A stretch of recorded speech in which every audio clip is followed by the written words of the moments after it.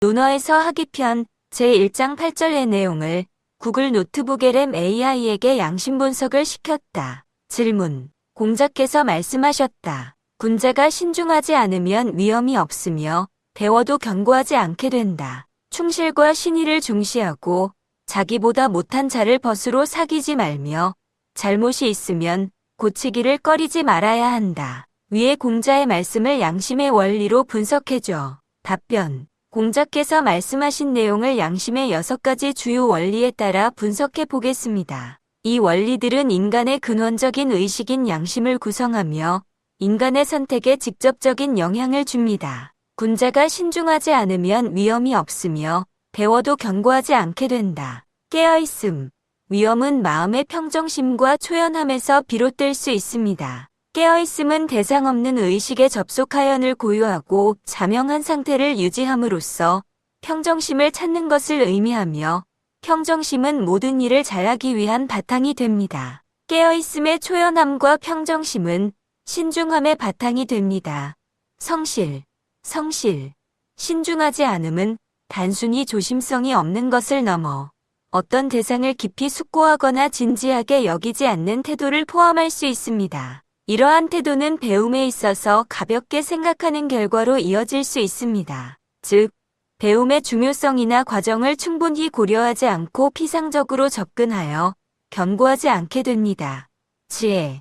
신중함은 상황을 파악하고 선악을 판단하여 올바른 선택을 하는 지혜와 밀접하게 관련됩니다. 지혜는 선입견이나 편견, 욕심 없이 판단하는 능력이며 정보의 정확성을 파악하고 통제 가능한 일인지 분별하는 것 등을 포함합니다. 신중하지 못하면 올바른 판단을 할 수 없고 결국 모든 일이 실패할 가능성이 높다고 언급됩니다. 예절. 신중한 판단으로 존경을 받아서 위험이 생겨서 주위 사람들과의 조화를 유지하는 예절과도 연결될 수 있습니다. 예절이 부족하면 소통이 불가능해져 인간관계나 사회 시스템을 확장하기 어렵다고 설명됩니다. 충실과 신의를 중시하고 성실.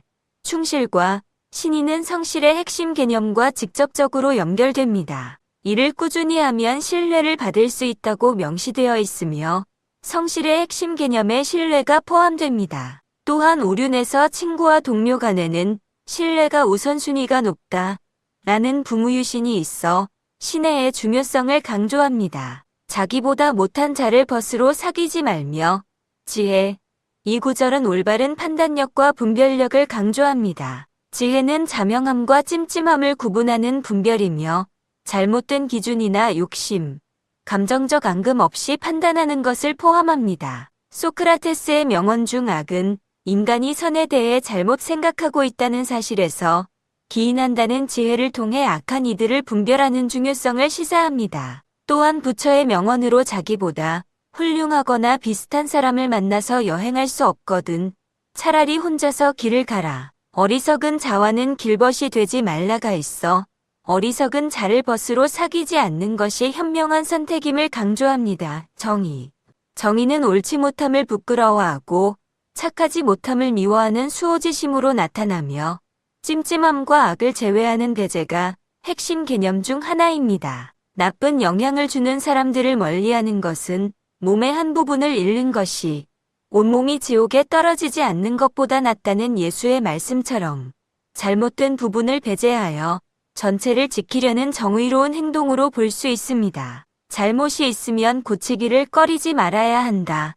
성실.